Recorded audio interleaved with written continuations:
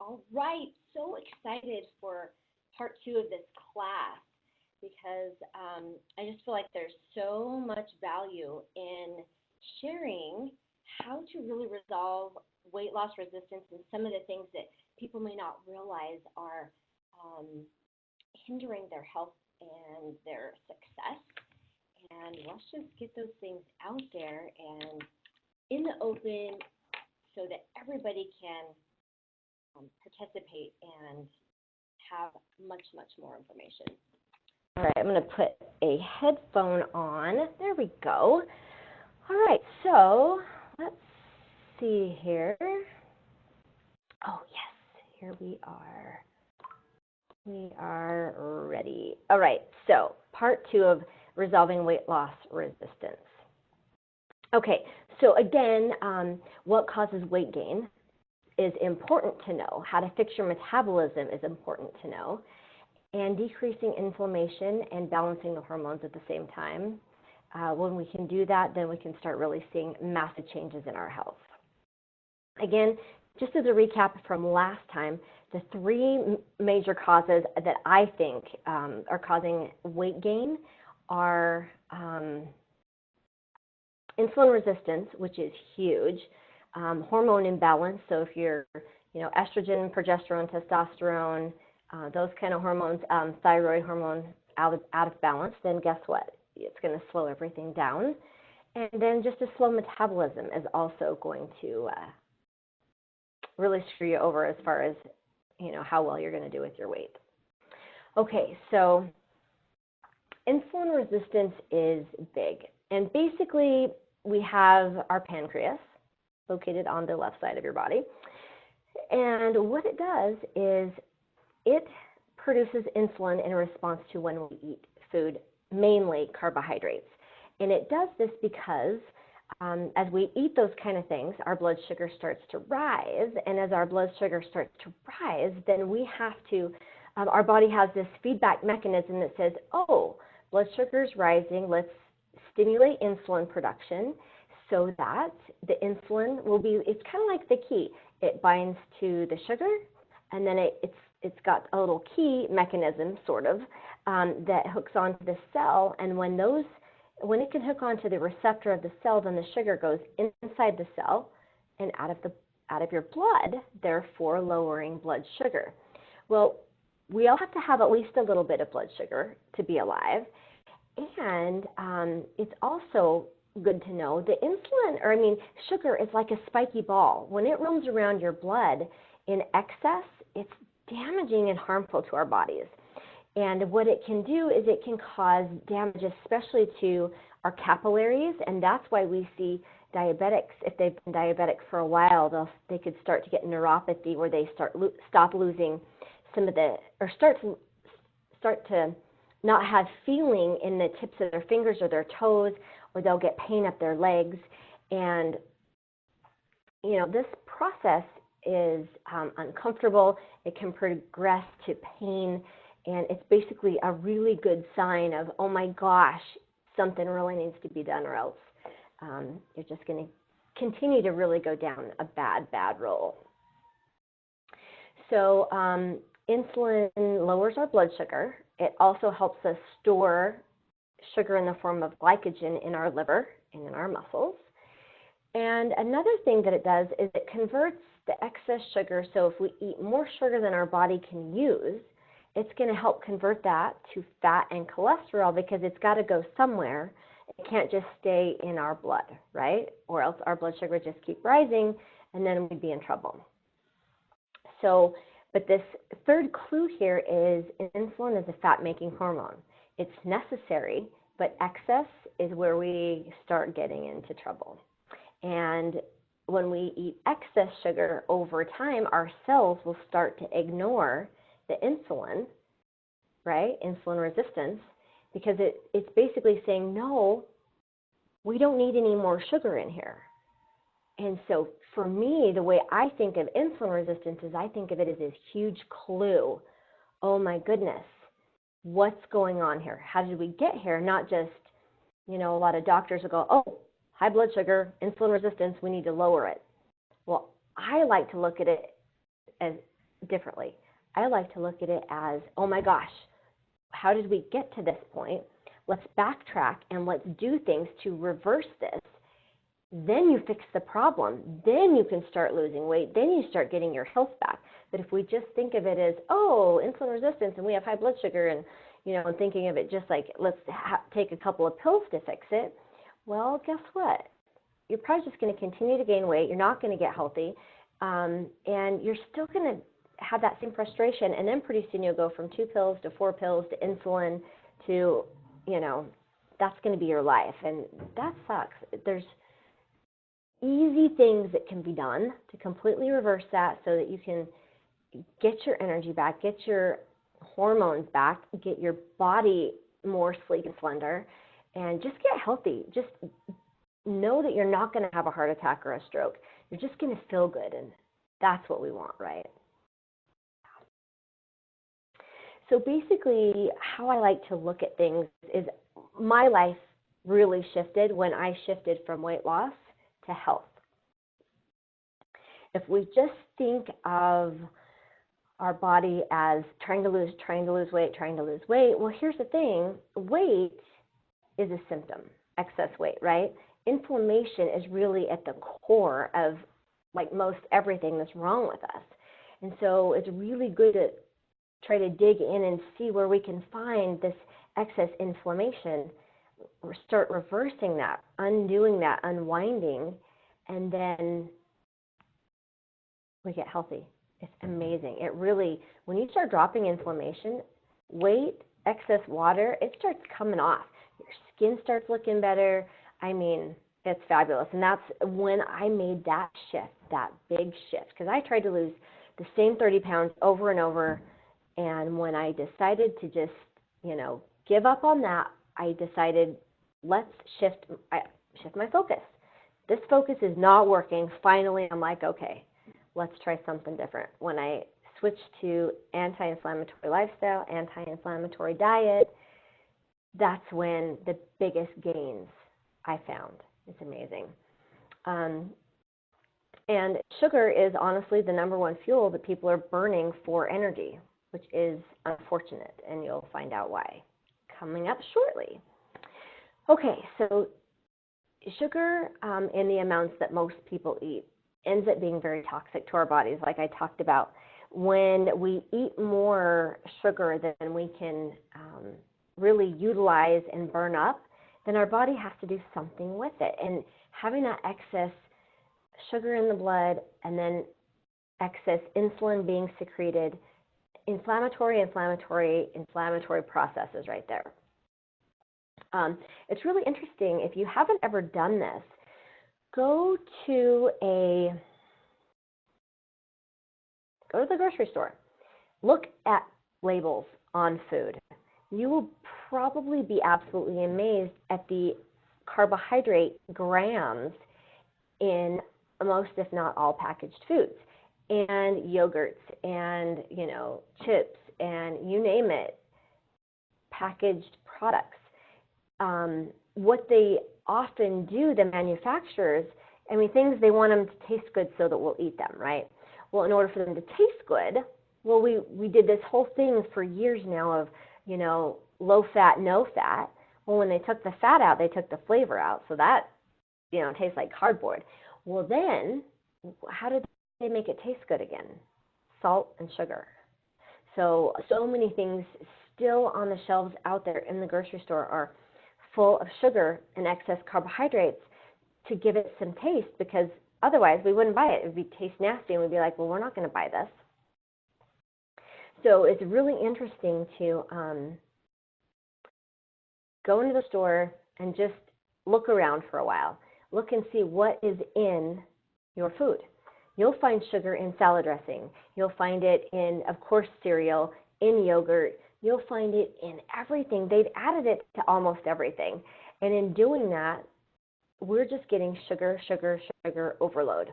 And then, we've all heard of, addictions to sugar, and we all have that pretty much now, because it's super tough, because it's easy fuel for our body to burn. And so our body will do it. It'll just burn it like crazy. And then when, we get cravings, we keep eating more, and then guess what? Then we're in that process of storing it as fat because we've eaten more than we have worked out or exercised out or moved out of our body that day.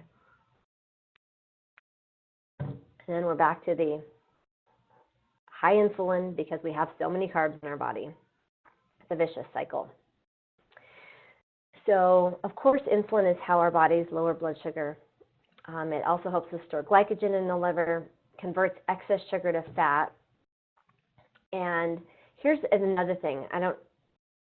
Anyway, high insulin levels will keep you out of fat burning mode. And we want times during the day and night where we're actually in fat burning mode. And if we're always eating and we're always eating sugar or carbohydrates, then guess what? We're always kind of in fat storage mode. So super hard to lose weight when you're always storing fat because you always have insulin out there. So the other fuel that our body can use to make energy is fat. So we can burn fat for fuel or we can burn sugar.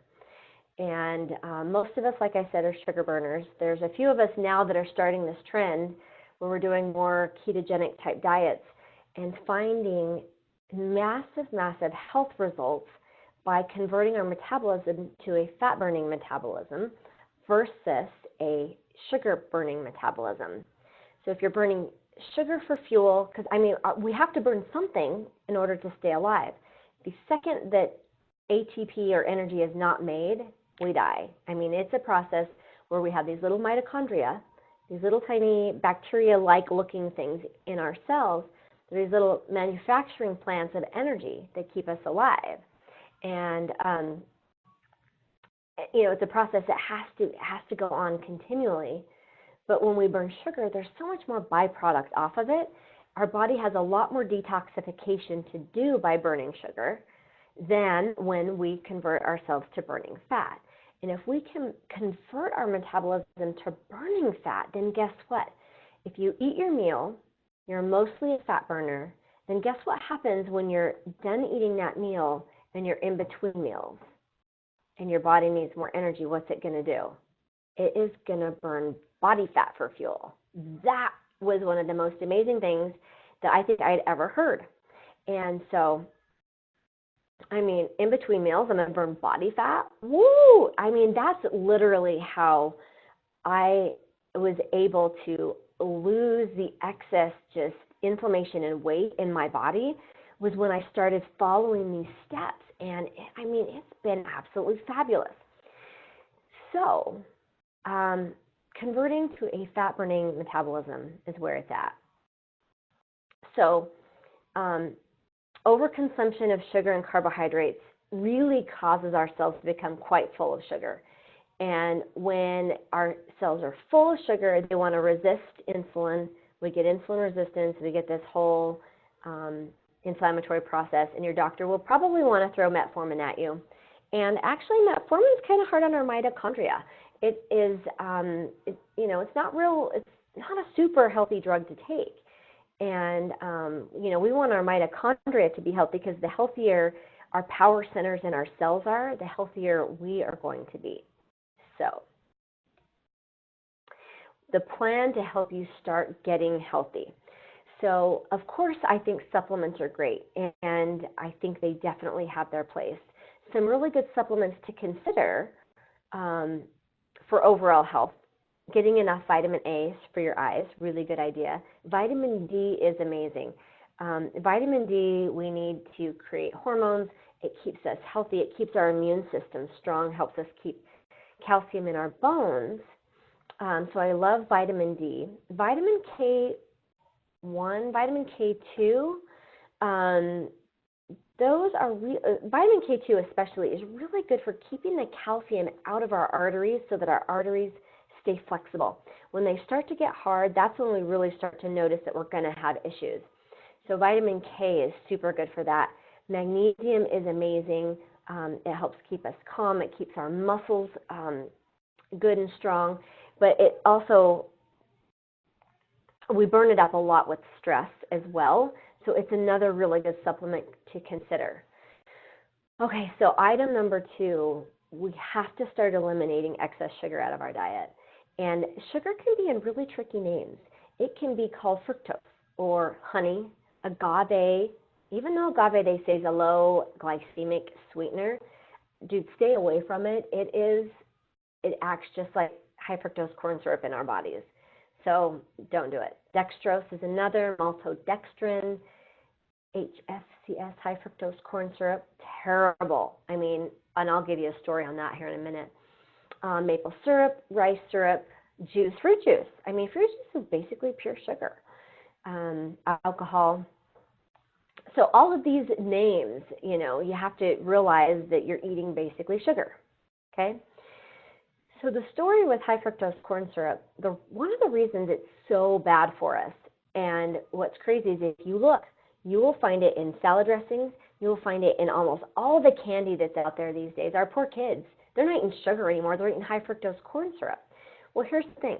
High fructose corn syrup is, when you break it down, it's part fructose and part sugar.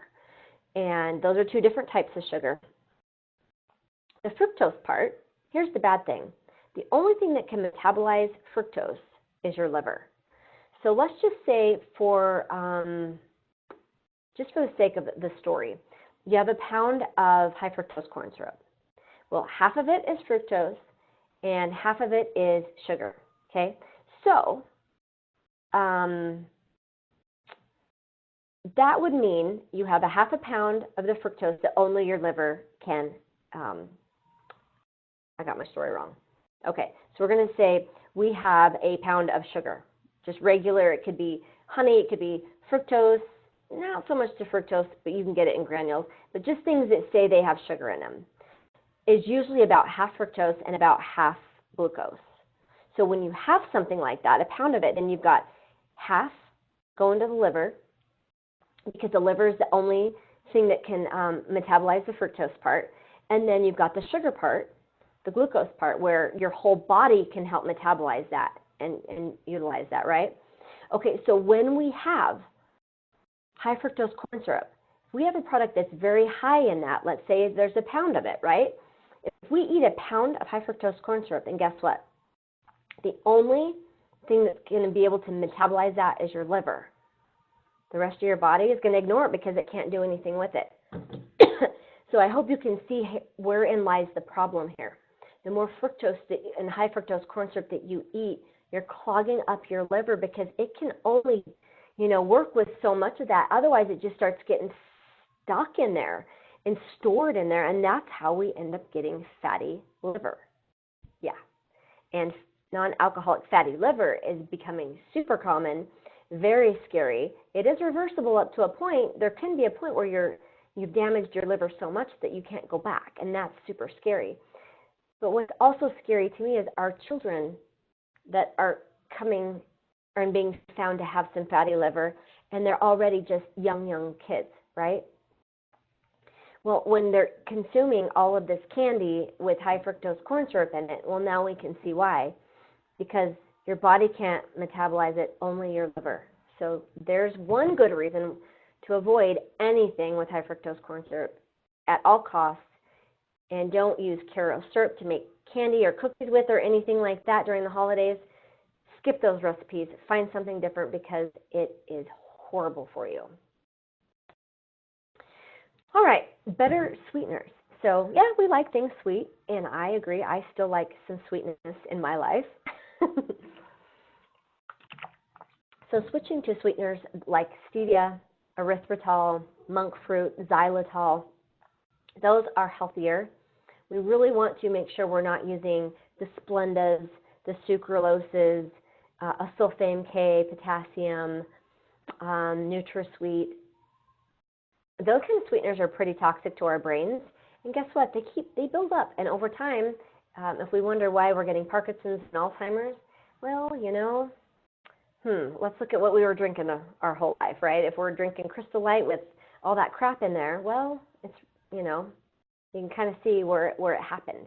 And you want to try to avoid that. There's so many diseases that you have to avoid, because if you get them, you're screwed.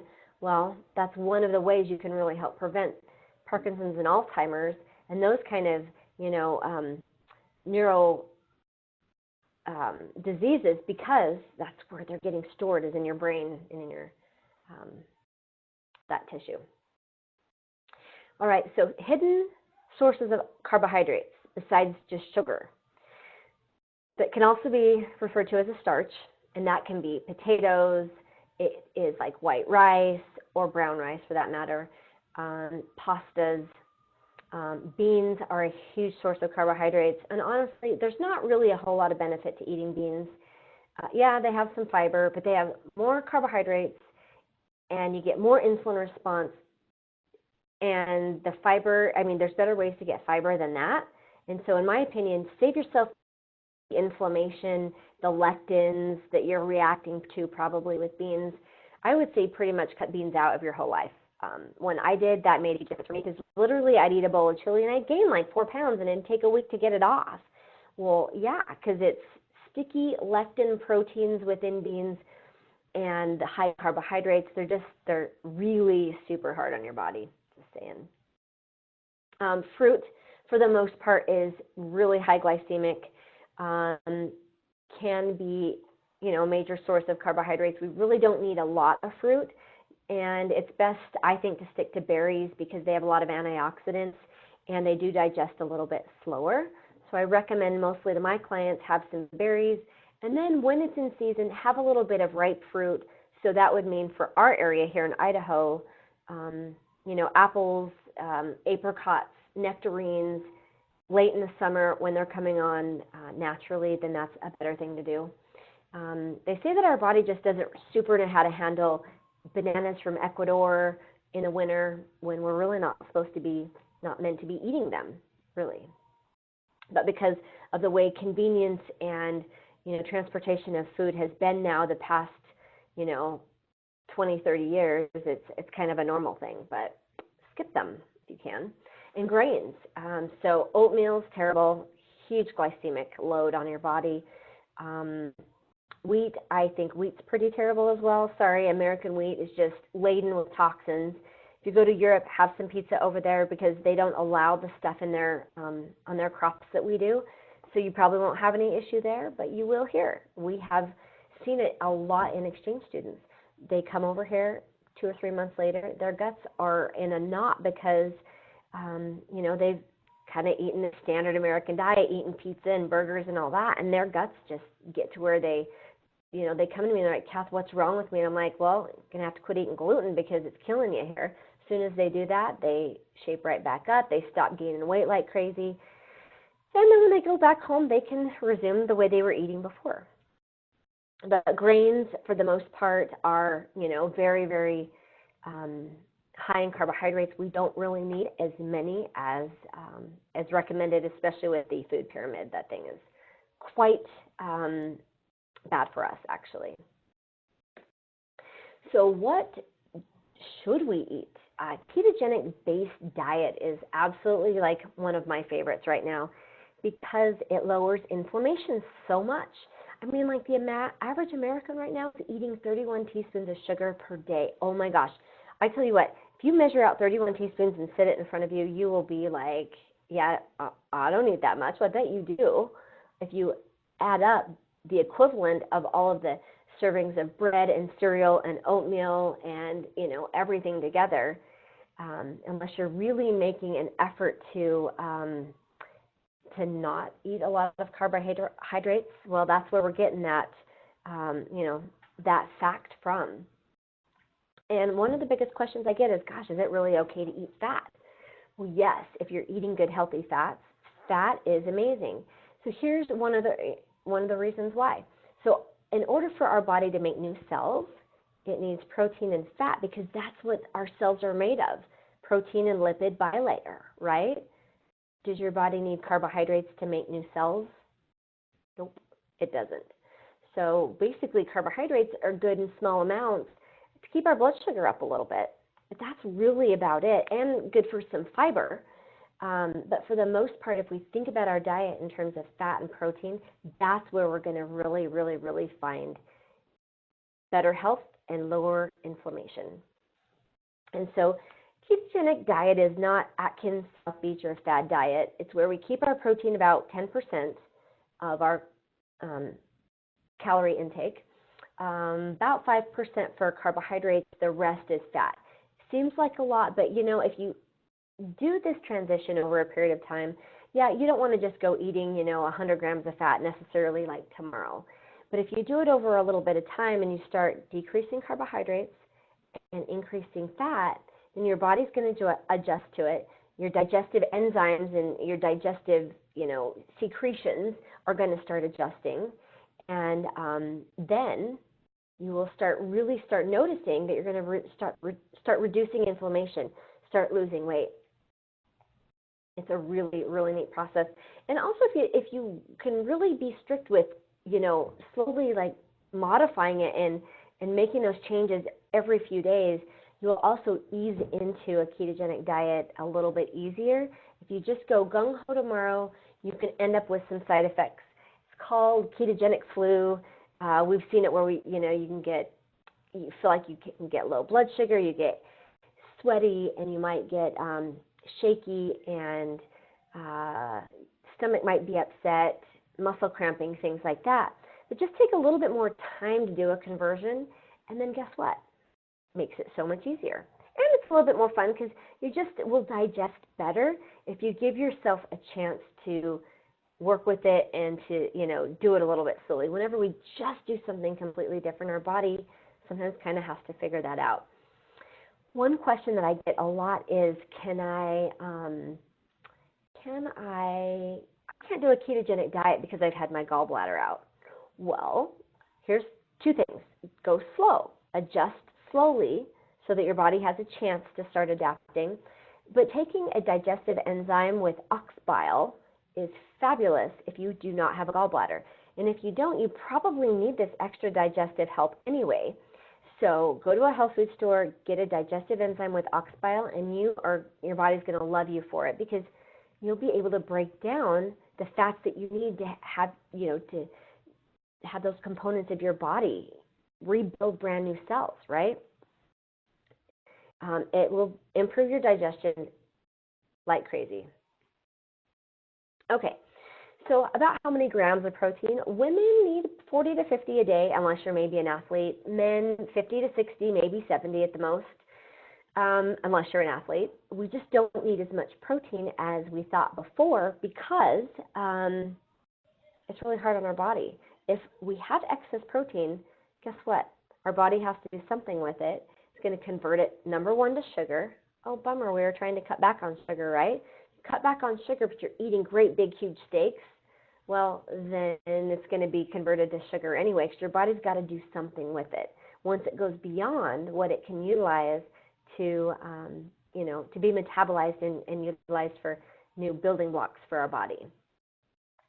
So, yeah. And excess protein is also an increased risk factor for cancer. And so I just think, well, why have that be an extra factor for me when I can easily adjust how much protein I eat. I can eat just a little bit less meat. So, carbohydrates are one as you start to decrease. There's quite a wide range for ketogenic diet. Can be anywhere from 20 to 50 grams of carbohydrates per day. Women, you will want to probably not go below 20 for very often, because it's going to be harder on your hormones. Your eyes are going to get drier. You might be more moody. So I suggest my female clients doing more 30 to 40 per day minimum. And then we cycle it around a little bit to keep the body guessing, Your body will get used to the same old thing if you keep doing the same old thing. All right.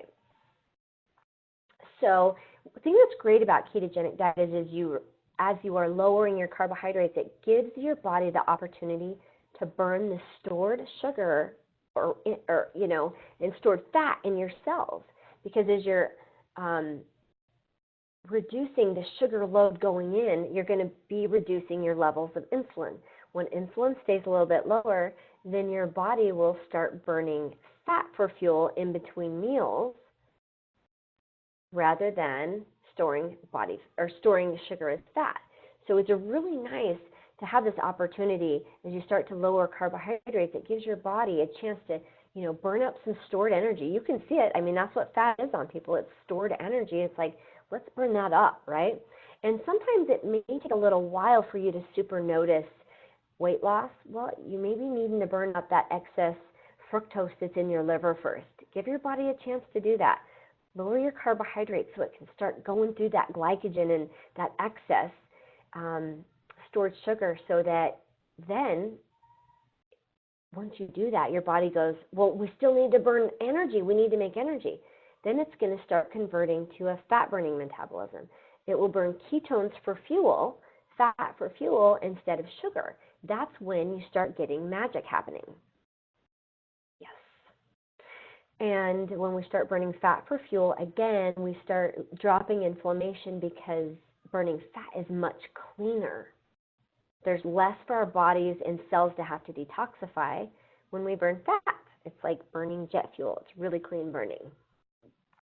And then when we can really start burning our own body fat for fuel, that's when we get really true weight loss. Not just a little bit of, up and down with the scale as far as weight, water goes. You will actually start burning fat, and you'll really lose body fat, not muscle, body fat. Some other additional amazing benefits to ketogenic diet is that you will start getting over your sugar cravings. If you don't have insulin left over from, see, this is how this works. So I'll just give you an example of oatmeal. So you eat oatmeal in the morning, and you get, all this carbohydrates. Then your blood sugar starts going way up. Then your body's like, oh no, we need all this insulin to deal with the sugar, right? So it comes in, and the insulin, starts lowering your blood sugar. Well, then guess what?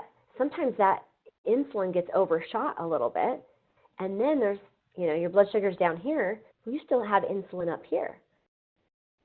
Well, do you ever get that mid-morning crash where you're like, your energy dips and you get, kind of shaky and you feel like you have to eat? Well, it's because you got insulin up here still in your blood, and your body's like, well, we're out of insulin degrading hormones, or enzyme, so guess what? Maybe if we make her crave some sugar, she'll eat some, and then that sugar, we can go in and take care of that sugar. And so right there you go. I mean, that is the vicious cycle that we have to stop. So when you change your diet in the morning and make it a more protein and fat-based breakfast, or even skipping breakfast, either way, you will allow your body to not have that huge spike of insulin, and then your body will start to learn that that's the normal way to be, and stop having all of these sugar cravings. And especially if we're eating all day long, I mean, we're just getting, insulin spikes, and that is really super hard on your body, and no wonder people crave so much crap all day.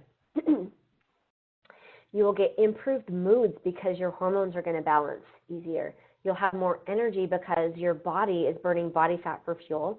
It's not being bogged down by trying to figure out what to do with all this sugar. As you reduce this inflammation, your skin's going to look so much better. You're going to start sleeping better, because one of the reasons why you sleep better is when you do eat your carbohydrates, eat them at night. Then guess what? Your body is happy and it loves carbohydrates at night, and it helps you sleep better.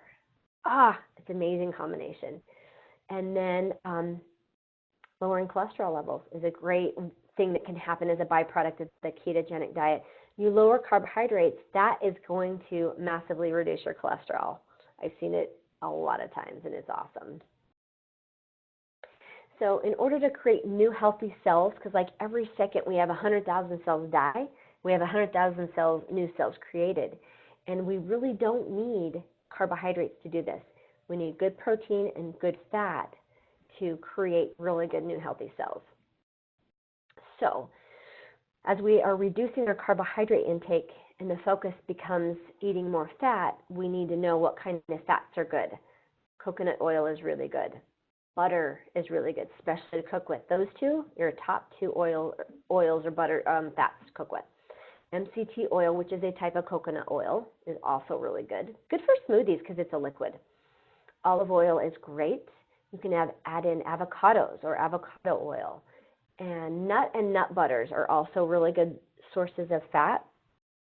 So if we think about adding a little extra fat, like add a little extra almond butter, a little extra coconut oil, a little extra olive oil to your salad, a little extra butter to your vegetables, just kind of with that mindset of thinking, you know, adding that in slowly. And then, you know, really to do the ketogenic diet healthy, the right way, you need to eat a lot of green veggies. I mean, like, have a salad this big twice a day. You need the fiber in order to go to the bathroom, because if you don't and you're only eating the fat and protein, well, you may not eliminate very well, and that's not a fun problem to have. And making sure, like, eating a great big salad and then put, you know, carrots and celery and tomatoes and radishes and just, you know, anything like that on there, and then adding the good olive oil on top and adding some good sea salt on there. You could squeeze in a little bit of lemon for flavor, or you could make a dressing, add some avocado, and then have, you know, your amount of meat, and then maybe a little bit of a starch, a little bit of rice, a little bit of sweet potato or squash or something like that. And that's really a mainstay of a ketogenic diet. It can be varied and it can be different, but making sure you have a lot of green veggies in your diet is going to be super key. Plus, we need the phytonutrients from vegetables really in order to maintain health. Because if you see people that say they don't like vegetables and they don't eat them, look at their skin and look at their health in a few years. It's crap. I mean, we need the nutrients from the sun, and that's how we get them, is through green vegetables. So,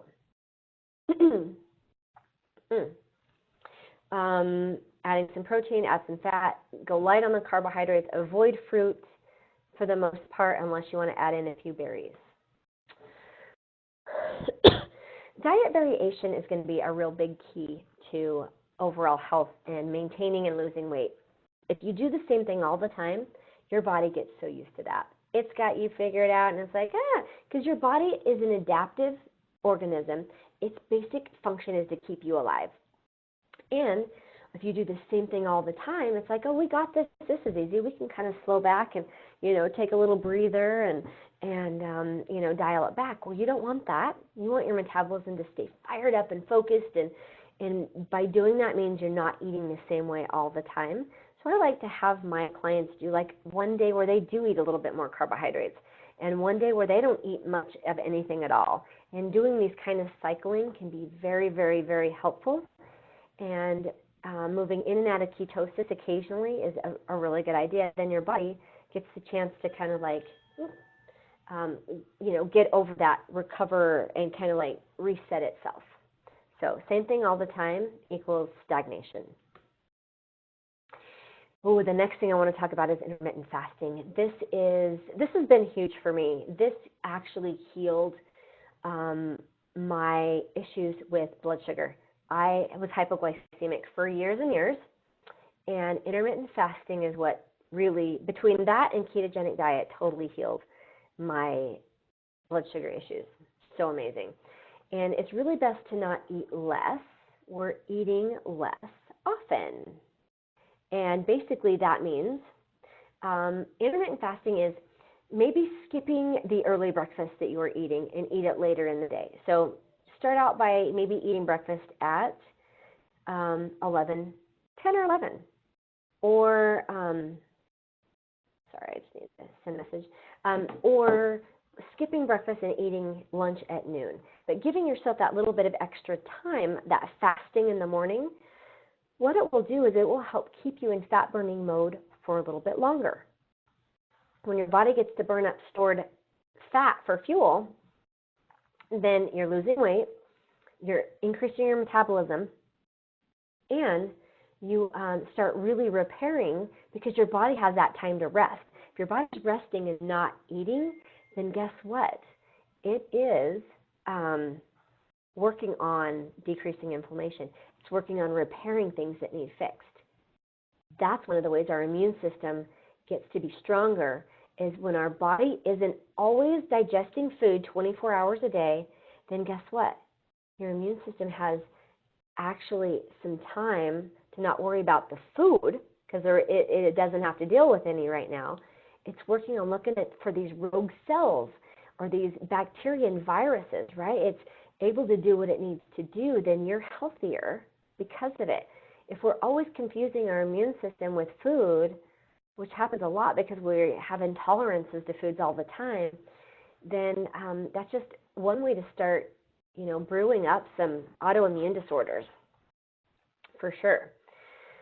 So reducing overall calories, honestly, cut back your calories. You are going to slow down your metabolism. Sorry, it's the truth. You'll see it every time you do it. So we're really not focusing on eating less calories. It's eating less times a day. For the maximum you ever want to eat in one day is 3 times. That's the max. When I intermittent fast, I eat a late lunch, more like a snack in the afternoon, and then I'll have kind of a longer dinner time. It'll take me a couple hours to really finish eating my dinner when I have, my snack while I'm making dinner, and then we have dinner, maybe a little bit of something after, but it's kind of in that time frame, because I know for me, I personally can't eat all of my calories in one lump, so I need to spread it out a little bit. But what I do is I raise my blood sugar a little bit in the afternoon, and then over a 2-hour period in the evening, and then once my body's done digesting that, I don't eat anything again until that next afternoon most days. And I love it because I'm clear-headed, I have a ton of energy, my body's not bogged down by digesting. It's busy doing stuff. It's cleaning itself up, it's detoxifying, it's burning body fat, it's chewing up old cells that, doing autophagy, which is a huge term. It's where the body gets to look for cells that just need to be done. It can take the cell apart, recycle the good stuff, get rid of the bad stuff, and then we're healthier. We're not carrying around all these dead old, cells that are just bogging us down. But if you can move over time to 2 meals a day, you're going to be healthier because you're only going to have inflammation going twice instead of all these times. If you eat 3 meals a day and then 3 snacks a day, 6 times you're raising your blood sugar. Let me tell you what, you're going to age so much faster doing that than someone like me who's only eating 2 times a day. And you know what? I didn't start out of the gate doing it. It took a while for me to get to that point. But when I did, and now that I do, I love it. I absolutely love it because I don't have to worry about eating. When I'm traveling or this and that, it's like, I'm good. I've got water.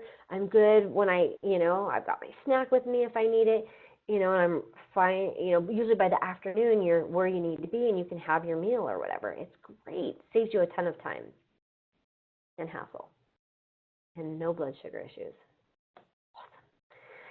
Awesome. Usually the goal is to eat lunch between 1 and 2, and then dinner between 6 and 7. That can be tweaked. It just depends on your schedule and how, you have to deal with your work times.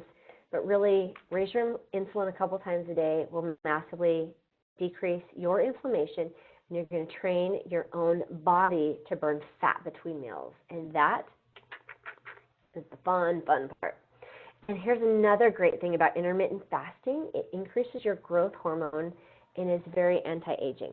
So who doesn't want more growth hormone? It starts to decline major after you turn 35, 40, and whatever you can do to increase it, you got to do it. And then just a little recap, when you start restoring confidence in your body, you restore confidence as you start making these changes and you start seeing the changes in your body, you start finding that you can lose weight again.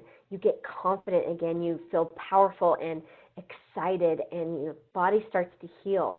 And when it has less issues going on, then you're going to start reducing and removing and resolving these diseases that you had before. I've seen people completely reverse diabetes. I've seen people stamp out autoimmune disorders, get great, healthy, strong bodies. And what's awesome is when someone says, oh my God, you look so young. When you look 10 years younger than you do now, wow, that is so amazing. Makes you feel so good inside. When you feel better, you're going to give better, you're going to do better at work, you're going to do better in your relationships. You're going to give back to people more. And And ketogenic is really good for your brain. I mean, your brain prefers to burn the ketones for fuel. So if you have brain fog, ketogenic is going to completely clear that up like nobody's business. And again, you can't out-exercise a poor diet. You know, they tried to do that on The Biggest Loser, and those poor people just almost all gain all their weight back. And so yes, exercise is important. I love it. I do it every day, but I don't do it a ton. I don't do it for hours and hours. You know, I do my high intensity interval training, usually a little bit of stretching and yoga, but you know, I don't spend hours and hours at the gym. You don't need to. That's inflammatory if you do. But diet is really most important. It's like 95% of our health. It really is our diet. Prepping for success. Do little things that will help you succeed. Pack your snack so that you don't have to go grab a candy bar. It's as you're making dinner, make a little extra, pack your lunch for tomorrow so that you don't have to go to McDonald's for, you know, lunch. Just doing some little things like that, it's going to be huge. You know that just that little bit of preparation is going to save you, because then you're starting from somewhere and you're able to stick with it. You can do it. And it's one small step. Don't look at the whole, you know, don't look at 30 pounds lighter. Just look at, what can I do right now? Oh, yeah. I've got a little free time. I can make up 3 salads, you know, for my next 3 days. Or I can cut up some veggies and put them in a container so that when I want to make my salad, I just go open containers and go, dun, dun, dun, there's my salad, instead of have to wash and chop everything. But little tiny things like that are the absolute indicators that you're going to be super successful. And when you can make your life easier, oh my gosh, do it, right? You gotta. And then, you know, thinking about creating a less toxic environment is always going to be helpful. Use non-toxic cleaners in your house, laundry detergents. You know, work on mental and emotional stress, things you need to deal with those things. Get some help if you need to.